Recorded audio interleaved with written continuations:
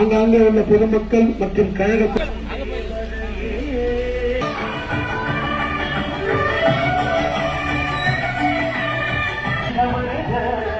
தமிழ் மண்ணின் தேவதையே வருக வருக வருக உன் மனம் இன்னொரு சொன்னாரே. பொதுமக்கள் அருகே வருமாறு தங்களை கேட்டுக் கொள்ளப்படுகிறது.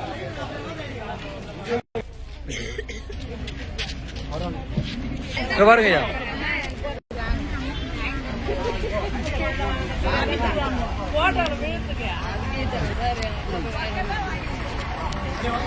வாங்க வாங்க வாங்க வாங்க.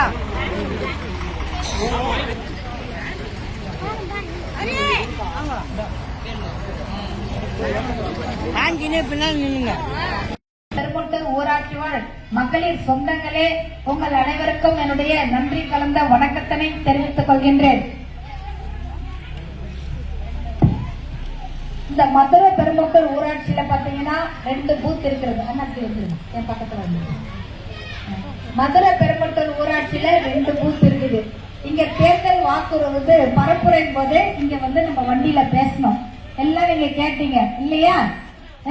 நீங்க தேர்தல் பரப்புரையில சொன்ன அனைத்து வாக்குறுதிகளையும் மிக உற்சாகத்தோட கேட்டீங்க. அதே மாதிரி தேசிய ஜனநாயக கூட்டணியின் சார்பாக இங்க இருக்கிற அனைவரும் வேட்பாளரை மிகுந்த ஏகோபித்த வரவேற்பு கொடுத்து வரவேற்றதோடு மட்டுமல்லாமல் இன்றைக்கு காலத்தின் சூழல் எப்படி இருந்தாலும் கூட எங்களுடைய மதுரை பெருமட்டூர்னா அது அதிமுகவின் கோட்டை என்பதை பறைசாற்றும் விதமாக 2 பூத்திலுமே அனைத்து வாக்குகளும் ரெட்டலைக்கு கொடுத்திருக்கீங்கன்னா, தமிழகத்தில் உள்ள கிட்டத்தட்ட 2800 ஊராட்சியில சிறந்த ஊராட்சியாக இந்த மதுரை பெருமட்டூர் ஊராட்சி திகழ்கின்றது. அண்ணன் எடப்பாடியோட மனசிலும் இந்த ஊராட்சி தான் முதன்மையாக இடம்பெற்றிருக்கிறது. காரணம் உங்களுடைய மன உறுதி.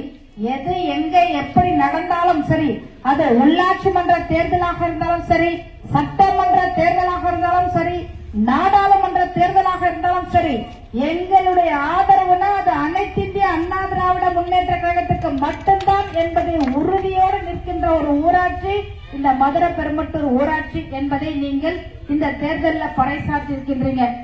அண்ணன் எடப்பாடியார் உண்மையிலேயே தமிழக மக்களோட ஏகோபித்த ஆதரவால முதலமைச்சராக உறுதியாக அமர்ந்திருந்தால் அனைத்து கோரிக்கைகளும் இந்நேரம் இந்த 15 நாட்கள்ல நிறைவேற்றி இன்றைக்கு எல்லாமே நமக்கு வீடு தேடி பிரிட்ஜ் வந்திருக்கும், 100 நாள்கள்ல 150 நாளா வந்திருக்கும்.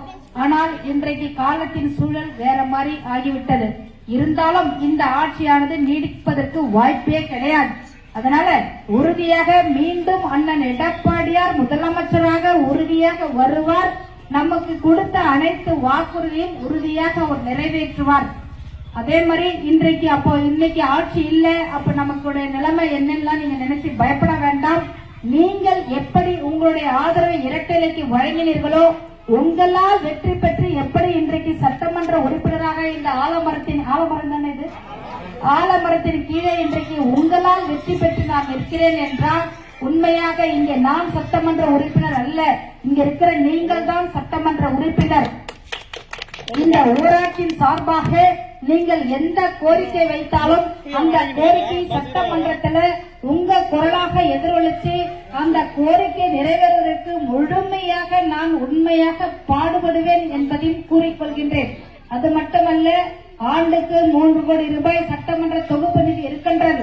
எது எப்படி இருந்தாலும் பரவாயில்ல, இந்த நிதியிலிருந்து நீங்கள் கேட்கக்கூடிய எந்த ஒரு கோரிக்கையும் என்னால் முடிந்தவரை உண்மையாக அதை நிறைவேற்றி உங்களுக்கு உண்மையாக நான் இருப்பேன் என்பதை எடுத்து கூறி, நீங்கள் அளித்த வாக்கின் பலனாக இந்த பொறுப்பில் நான் நிற்கின்றேன். இதை நீங்கள் மறந்தாலும் நான் என்றைக்கும் மறக்க மாட்டேன் என்பதை என் மீது சத்தியமாக இந்த மதுரை பெருமட்டூர் ஊராட்சியில் நான் கூறிக்கொள்கின்றேன்.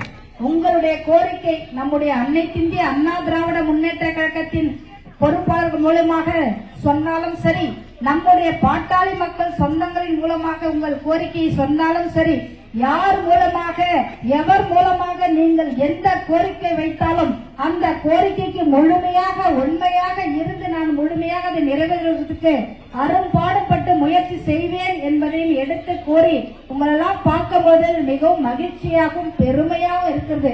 அதாவது எது எங்க எப்படி இருந்தாலும் பரவாயில்ல, நாங்க ரெட்டலைக்கு தான் ஓட்டு போடுவோம்.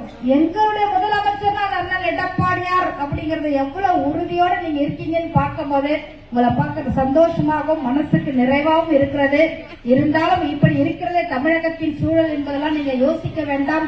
எல்லாமே கூடிய விரைவில் எல்லாமே மாறும், எல்லாமே மாற்றத்துக்கு உட்பட்டது தான். அதனால விரைவில் நம்மளுடைய கோரிக்கையெல்லாம் நிறைவேறுவதற்கான சூழலும் இந்த தமிழகத்துல உறுதியாக இறைவன் அருளால் வரும் என்பதையும் எடுத்து கூறி உங்கள் கோரிக்கை அனைத்தும் நிறைவேற்றப்படும் என்பதை எடுத்து சொல்லி மீண்டும் மீண்டும் உங்களுடைய ஒவ்வொருடைய பொற்பாதம் பணிந்து என்னுடைய நன்றி மலர்களை உங்களுடைய பாதங்களை நான் சமர்ப்பிக்கிறேன் என்பதை எடுத்து கூறி விடைபெறுகிறேன். என்ன மந்திர பாட்டீங்களே, என் பேர் எல்லாருக்கும் தெரியுமா? ஜெயசுதா தெரியுதா? சரி, உங்களாலதான் நான் ஜெயிச்சிருக்கிறேன், சரியாமா? அதனால என்னைக்குமே நீங்க கூப்பிடுற குரலுக்கு நான் இங்க வருவேன்.